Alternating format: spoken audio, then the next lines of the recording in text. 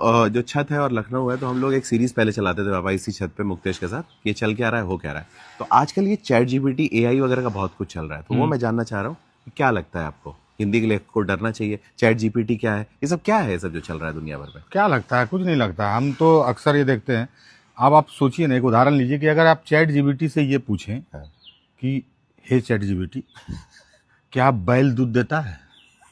Chat GPT उधर से बोलेगा, बहुत ही रोचक प्रश्न। नई पीढ़ी से मुझे इसी तरह की जिज्ञासा की अपेक्षा है। आपने ऐसा प्रश्न पूछ के मेरा दिन बना दिया। पहले आप चैट जीपीटी का दिन बना दिया, उसके बाद आप पूछेगा, हे चैट जीपीटी, क्या बैल दूध देता है? मैं समझ गया, मैं भटक गया था। मैं आपके प्रश्न पे आता हूँ। आप कृपया बैल की तस्वीर भेजें। फिर आप उसको बैल का तस्वीर भेजिएगा। फिर चैट जीपीटी उधर से बोलेगा, आपने केवल मुंह की तस्वीर भेजी है। मतलब उसका कहना है कि आप बैल का पूरा तस्वीर भेजिए, जिसमें टांग हो, पूंछ हो, कुबड़ हो, उसका सींग हो। फिर आप उसका एक पूरा तस्वीर भेजिएगा। अब चैट जीपीटी कहेगा कि मैंने आपके भेजे गए बैल की तस्वीर का अध्ययन किया।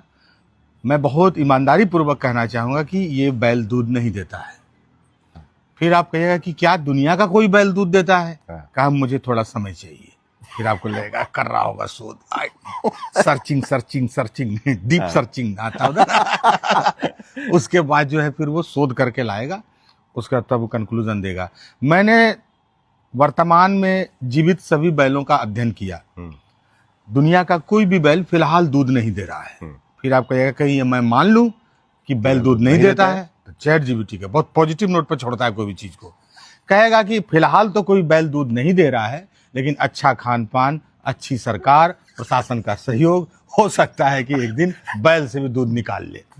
ये है चैट जीपीटी। आप इसी प्रश्न को अपने बाबा से, नाना से पूछ के देखिए कि ये बाबा, क्या बैल दूध देता है?